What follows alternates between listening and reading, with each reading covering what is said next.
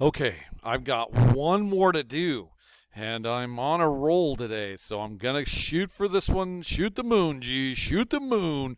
We're going to do 2.6b.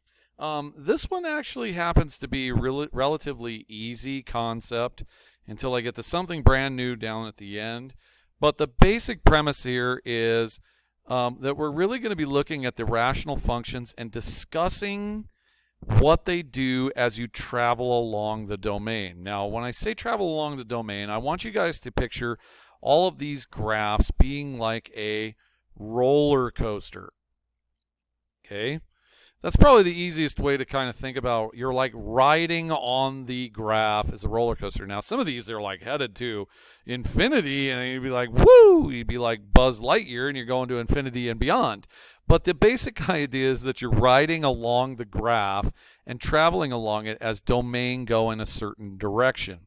Now, depending on which way you ride the roller coaster, there used to be this really cool roller coaster in Santa Clara that was called the tidal wave, and you would ride it one way and then it got stuck and then it stopped and you turned around and you rode it in reverse going the other way.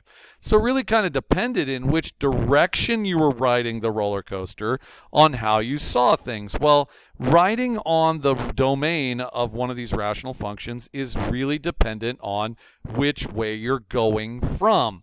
So we're going to have this discussion of which way are you headed towards the number? Are you coming in from the right or are you coming in from the left? So this is a real question. Which way are you coming in at? Now you probably noticed that some of these as they write, as they concept about the domain that you're focused on, they have as x is going towards 0. Now that part we don't misunderstand, but you're like, what the heck is this symbol up here? Well, what that symbol is stating is that you're really heading on the roller coaster towards 0 of x, and you're coming in from the left-hand side. You're coming in from the left. So if I was riding this roller coaster towards 0, which is the domain right here, I'd be riding this roller coaster in this direction. This is from the -0 side. I'm coming in from the left-hand side. Now the question's asking, if you rode that thing and you got closer and closer to 0 from the left side, this graph is heading in what end behavior direction? Well, it's headed towards -infinity for the y's.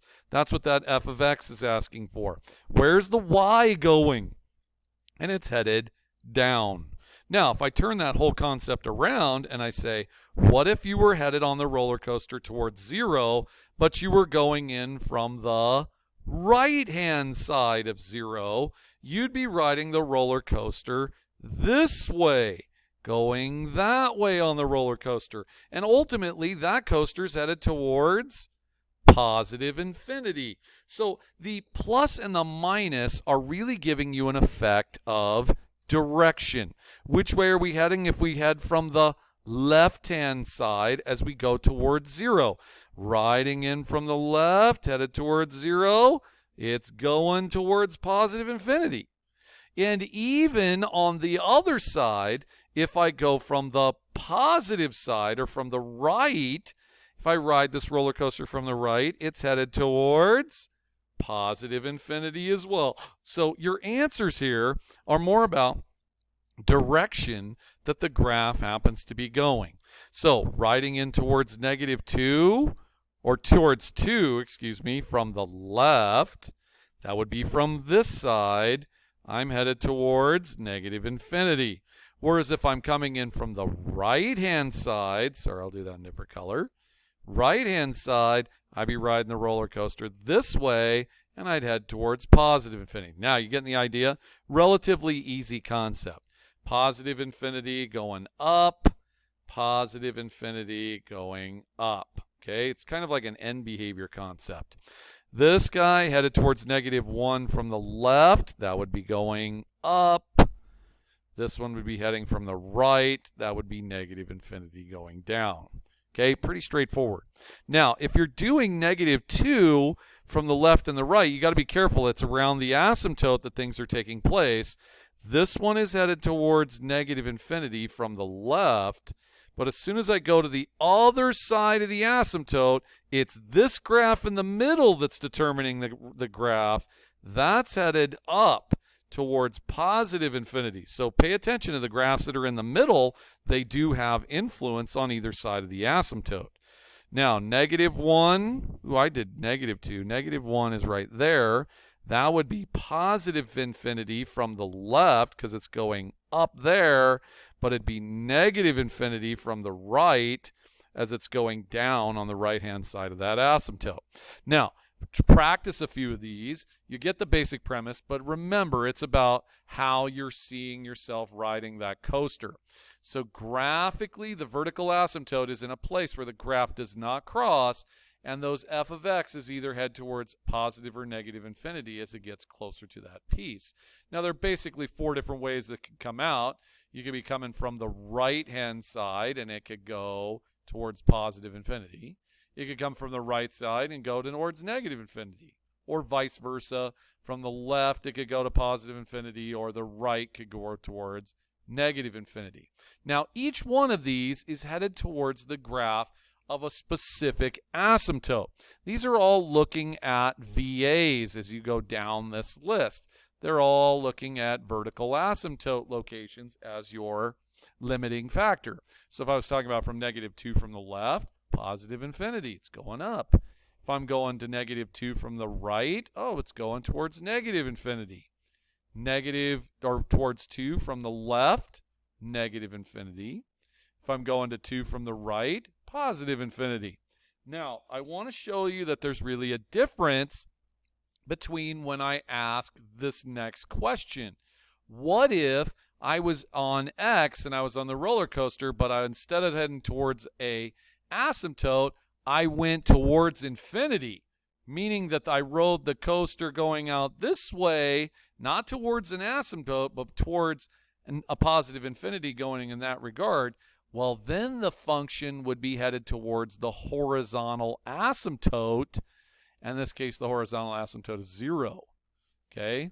So this one, if I was going out that direction, away from the asymptote towards negative infinity, I'd be again headed towards the horizontal asymptote, which would be 0 as well.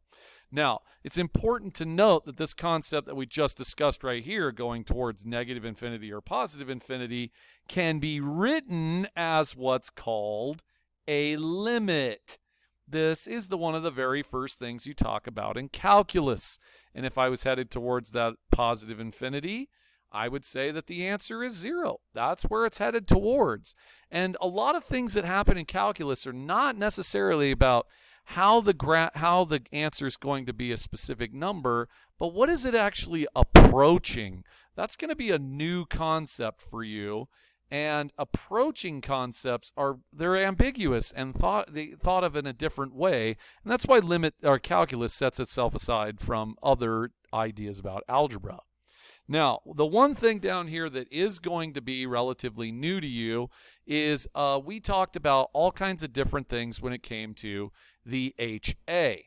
And one specifically is we say n is less than m, we get y equals 0. That seems reasonable. And when we got it to be equal to each other, it was y equals a over b.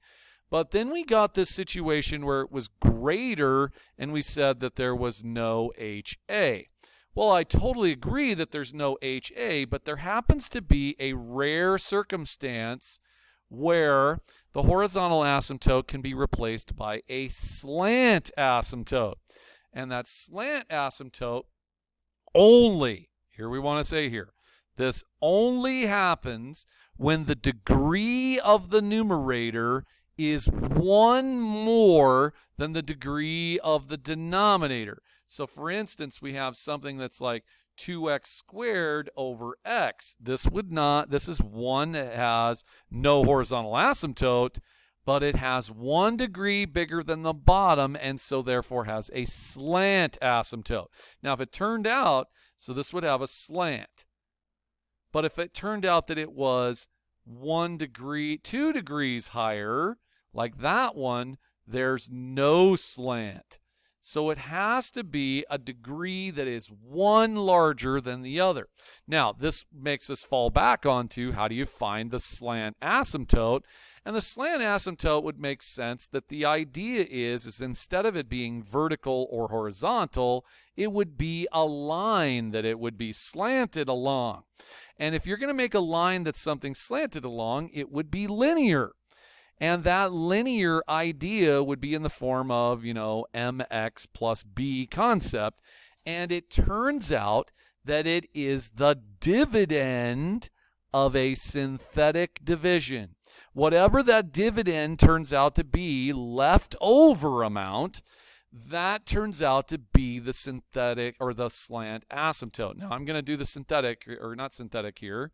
I think they want us to use synthetic, but if it could be done long, if it got really ugly. So batter's box is a 2. That's a 2, a -5, and a 7. You guys did this before. Drop, that's a 2. 2 is 4. -1, that's a 2, -2, and this is leftover would be 5. Now, what's really going on here is that the dividend turned out to be 2x minus 1 plus 5 divided by x minus 2. The remainder is irrelevant. That makes absolutely no sense in what we're looking for. But this guy right here, this dividend front end, that is the slant asymptote. And that slant asymptote is y equals 2x minus 1. And we would end up graphing it with a slope of 2 going through -1, and the graph would move along these slant asymptotes. Now, most of the time, they do have a vertical asymptote, like say this one has a vertical asymptote of 2. It would come down here through 2, and the graph would come down the vertical asymptote, and then it'd get close to the slant, and it'd be like zoom, and it'd head on its way out. And it would come along the slant asymptote here and head down the vertical asymptote. So you get these slant asymptotes because it has no horizontal asymptote that it goes around, and it happens to come from the dividend of the synthetic division. Now again, this only happens if the degree is 1 more than the bottom. If it turns out that the degree on the top exceeds the bottom by more than 1 degree, then there's no slant asymptote, there's no horizontal asymptote. You're going to just get some weird science. Okay? All right. I hope that you guys give this guy a shot. And G is out today. I am done. Woo, baby. And I think this video stuff is awesome.